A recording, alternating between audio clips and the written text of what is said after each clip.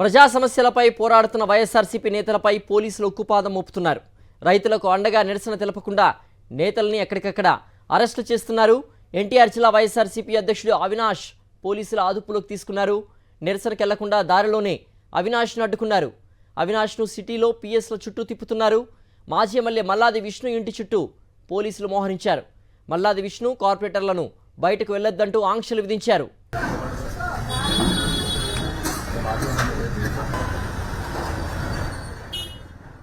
వైఎస్ఆర్సీపీ నేతల ఇళ్ల ముట్టడికి సంబంధించి మరింత సమాచారం మా ప్రతినిధి సతీష్ అందిస్తారు. సతీష్, విజయవాడలో ముఖ్యమైనటువంటి వైఎస్ఆర్సీపీ నేతల్ని గృహ నిర్బంధం చేసినట్టుగా తెలుస్తోంది. అలాగే అవినాష్ను కూడా పోలీస్ స్టేషన్ల చుట్టూ తిప్పుతున్నట్టుగా తెలుస్తోంది. రైతుల పక్షాన పోరాడుతుంటే వైఎస్ఆర్సీపీ నేతల్ని ఇలా నిర్బంధించడం ఎంతవరకు సబబంటారు? అక్కడ తాజా సిచ్యువేషన్ ఎలా ఉంది?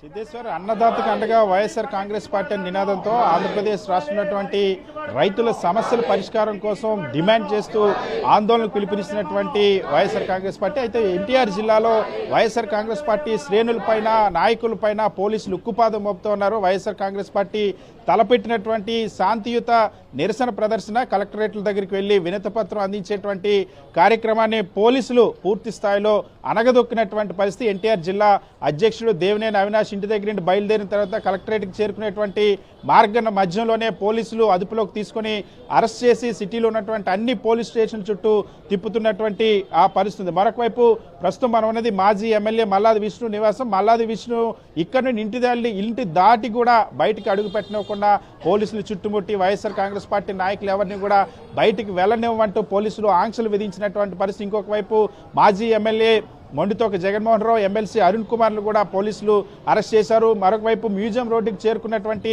వైఎస్ఆర్ కాంగ్రెస్ పార్టీ నాయకులు mayor Bhagyalakshmi, deputy mayor Sailaja Reddy, బెల్లం దుర్గా, అదేవిధంగా ఎమ్మెల్సీ సాయి కల్పలతారెడ్డి ఇతర వైఎస్ఆర్ కాంగ్రెస్ పార్టీ శ్రేణులు మ్యూజియం రోడ్డులో ఎక్కడైతే కలెక్టరేట్ దగ్గరకు వెళ్లేందుకు బయలుదేరారో అక్కడ వాళ్ళందరినీ కూడా పెద్ద ఎత్తున అరెస్ట్ చేసినటువంటి పరిస్థితి. సో పోలీసుల వైఖరికి నిరసనగా మాజీ ఎమ్మెల్యే మల్లాది విష్ణు ఇంటి వద్దే పోలీసుల నిర్బంధానికి నిరసనగా ఆందోళన కొనసాగిస్తున్నారు. రైతుల సమస్యల్ని ఖచ్చితంగా మేము వినిపించి తీరుతామని చెప్తున్నారు. మనతో పాటు మాజీ ఎమ్మెల్యే మల్లాది విష్ణు ఉన్నారు. సార్, ఇవాళ ఉదయం నుండి కూడా మీ ఇంటి చుట్టూ దగ్గర నుండి మొత్తం ఎన్టీఆర్ జిల్లాకు సంబంధించిన నాయకులందరూ ఇళ్ల చుట్టూ పోలీసులు చుట్టుముట్టడం, ఎవరిని కూడా అడుగు బయటకు వేయనివ్వటం లేదు. ఈ శాంతియుత నిరసన కూడా ఎందుకు పోలీసులు అడ్డుకుంటున్నారు అనుకుంటారు? ఎటువంటి సిచ్యువేషన్ని ఆ పోలీసులు క్రియేట్ చేస్తున్నారు? రాష్ట్రంలో పోలీసు రాజ్యం నడుస్తుంది. ఈ డేటు 13వ తారీఖు ఉదయం 10 గంటలకి కలెక్టర్లను కలిసి రైతాంగానికి అండగా ఉండాలని జగన్మోహన్ రెడ్డి గారు 10 రోజుల క్రితమే ఈ కార్యక్రమాన్ని తీసుకోవడం జరిగింది.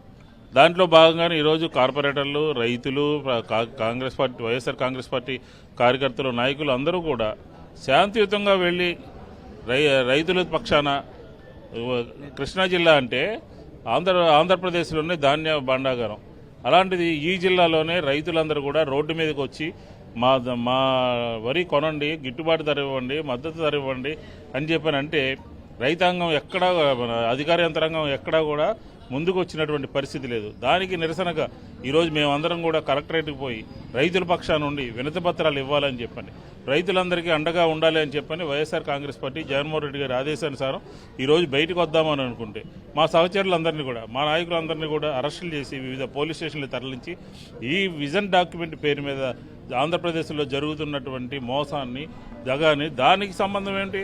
ఈరోజు విజయవాడ రాష్ట్రం అంతా కూడా ఈరోజు కలెక్టర్లో కలిసి ఇస్తూ ఉంటే పోలీసు యంత్రాంగం ఉక్కుపాదం మోపేటటువంటి ప్రయత్నం చేస్తూ ఉంది.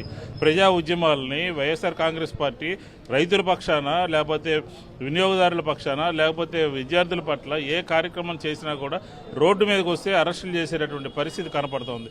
దానికి ఉదాహరణ ఈ కార్యక్రమం కనపడుతుంది కదా. బయటకు వెళ్తే అరెస్ట్ చేస్తామని చెప్పని పోలీస్ యంత్రాంగం అంతా పొద్దు నుంచి కూడా ఇక్కడ ఉన్నారు. కాబట్టి మేమందరం కూడా ఈ వైఎస్ఆర్ కాంగ్రెస్ పార్టీ కుటుంబ సభ్యులందరం కూడా రైతుల పక్షాన, రైతులకి న్యాయం చేయాలని, గిట్టుబాటు ధర ఇవ్వాలని చెప్పని, తేమ శాతం ఎంతున్నా కూడా కొనాలి అని చెప్పని ఈరోజు వైఎస్ఆర్ కాంగ్రెస్ పార్టీ శాంతియుతంగా నిరసన చేస్తే దాన్ని అడ్డుకున్నటువంటి ప్రయత్నం జరుగుతుంది. అందులో భాగంగానే ఈరోజు ఇంట్లో ఉండే నిరసన తెలియజేస్తాం. రైతుల పక్షాన, రైతులకు న్యాయం చేయాలని ఈరోజు మేమందరం కూడా ఇక్కడే కూర్చున్నాం. ఖచ్చితంగా పోయిన సీజన్లో జగన్మోహన్ రెడ్డి గారి 5 సంవత్సరాల పరిపాలనలో రైతులకి 1,90,000 కోట్ల రూపాయలు అక్షరాల ఆంధ్రప్రదేశ్లో రైతాంగానికి వివిధ రూపాల్లో పెట్టుబడి సాయం కానివ్వండి, లేకపోతే ఇన్పుట్ సబ్సిడీ కానివ్వండి, పంటల బీమా కానివ్వండి, ఇలా అనేక రకాలుగా అనేక కార్యక్రమాలు 1,80,000 కోట్ల రూపాయలు మేము ప్రజలకి, రైతులకి నిధులు అందిస్తే ఈరోజు ప్రభుత్వం జగన్మోహన్ రెడ్డి గారి కన్నా ఎక్కువ ఇస్తానని చెప్పని మేము 13,000 చెప్పి 12,000 చెప్పి 13,000 ఇచ్చాము. ఈరోజు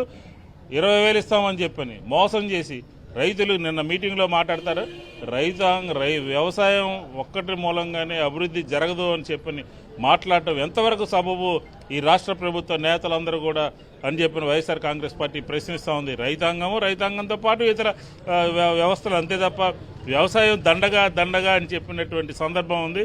కానీ ఈరోజు గత 5 సంవత్సరాల్లో వ్యవసాయానికి వెన్నుదన్నుగా ఉండి వ్యవసాయం రైతులు ఉండాలి, సమాజంలో రైతు ఉంటేనే మేము అందరూ ఉన్నామని చెప్పని ఒక మంచి లక్ష్యంతో జగన్మోహన్ రెడ్డి గారి పరిపాలన 5 సంవత్సరాల్లో చేయడం జరిగింది. ఎందుకంటే చూసుకోండి, మీరు రికార్డు చూసుకోండి, 1,90,000 కోట్లు ఏ సమయంలో జరిగితే ఆ సీజన్లోనే రైతుకి నష్టం కలిగితే ఇన్పుట్ సబ్సిడీ ఇచ్చాం. ఉచిత పంటల బీమా తెలుగుదేశం ప్రభుత్వం ఎత్తేసింది. అలాగే ధాన్యం కొనుగోలు తెలుగుదేశం ప్రభుత్వం ఏం చేసింది దాంట్లో సగం కూడా లేదు. 1,000 కోట్ల బకాయిలు రాష్ట్ర ప్రభుత్వానికి చంద్రబాబు నాయుడు గారు పెట్టిపోతే జగన్మోహన్ రెడ్డి గారు వచ్చి 1,000 కోట్ల బకాయిలు తీర్చినటువంటి సందర్భం ఉంది. ఈరోజు అన్ని విషయాల్ని కూడా హార్టికల్చర్ కుదేలైపోయింది. రాయలసీమలోనూ కోస్తాల్లోనూ రైతులు ఆత్మహత్యలు చేసుకుంటా ఉన్నారు. దీనికి ఎవరు సమాధానం చెప్తారు? మీరేమో అంతా బాగుంది, మంచి ప్రభుత్వం అని చెప్పని ప్రజలకి ఒక తప్పుడు సంకేతాలు ఇస్తూ ఈరోజు విజన్ డాక్యుమెంట్లో ప్రధానమైనటువంటి అంశంగా రైతులకి గిట్టుబాటు ధర 20,000 ఇస్తామని చెప్పిన నిర్ణయం తీసుకోవాలని చెప్పిన వైఎస్ఆర్ కాంగ్రెస్ పార్టీ అడుగుతోంది. ఆ విజన్ డాక్యుమెంట్లో రైతులకు సంబంధించి రైతుల యొక్క సమస్యల్ని పరిష్కరించే విధంగా ఉండాలి అని చెప్పని వైఎస్ఆర్ కాంగ్రెస్ పార్టీ డిమాండ్ చేస్తోంది. కాబట్టి ఖచ్చితంగా గత ప్రభుత్వం కన్నా మేలుగా రైతాంగానికి చేస్తాము అని చెప్పని మీరు ఎన్నికల్లో ఓట్లు వేయించుకున్నారు. ఏం చేశారు 6 నెలల్లో? ఇవాళ ముఖ్యంగా ఎన్టీఆర్ జిల్లాకు వస్తే ఇటీవల వరదలకి కూడా తీవ్రంగా నష్టపోయారు. రైతాంగానికి, రైతులకి పరిహారం కూడా అందించలేని ఈ మధ్యకాలంలో జరిగిన డిఆర్సీ సమావేశంలో వాళ్ళ పార్టీకి సంబంధించిన ఎమ్మెల్యేలు కూడా ఆ ప్రభుత్వాన్ని నిందించినటువంటి పరిస్థితి ఉంది కదా. అయినప్పటికీ కూడా ఇప్పటికైనా ప్రభుత్వం ఇక్కడ ఆదుకుందా రైతుల్ని? లేదా? రైతులంటే ఈ ప్రభుత్వానికి ఏ కోసైనా ఏ మాత్రం కూడా లెక్కలేదు అనేదానికి ఉదాహరణే ఈ 6 నెలల్లో పెట్టుబడి సాయం 20,000 ఇస్తామని చెప్పని ఇవ్వకపోవటం, గిట్టుబాటు ధర ఇస్తామని చెప్పని రైతుల దగ్గర వరి కొనకపోవటం, ధాన్యం కొనకపోవటం.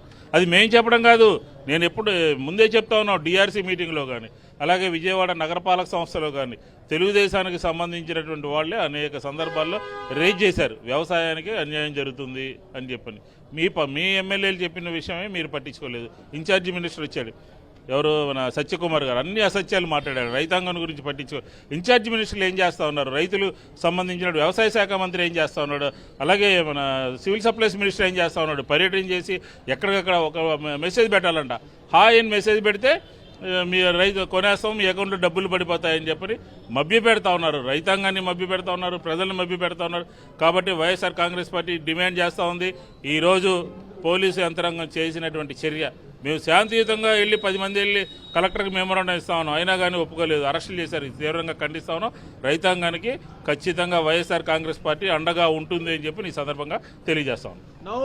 వైఎస్ఆర్ కాంగ్రెస్ పార్టీ రైతుల పక్షాన మాత్రం పోరాటం కొనసాగిస్తుందని చెప్తారు. ఎన్టీఆర్ జిల్లాలో మాత్రం పోలీసులు ఉక్కుపాదం మోపుతారు. ఇప్పటికే వైఎస్ఆర్ కాంగ్రెస్ పార్టీ నేతలందరినీ అరెస్ట్ చేస్తూ ఉన్నారు, గృహ నిర్బంధం చేస్తూ ఉన్నారు. అయినప్పటికీ కూడా ఎక్కడికక్కడ వైఎస్ఆర్ కాంగ్రెస్ పార్టీ నాయకులు రైతులకు మద్దతుగా తమ నిరసనను తెలియజేస్తున్న పరిస్థితి. ఓకే సతీష్.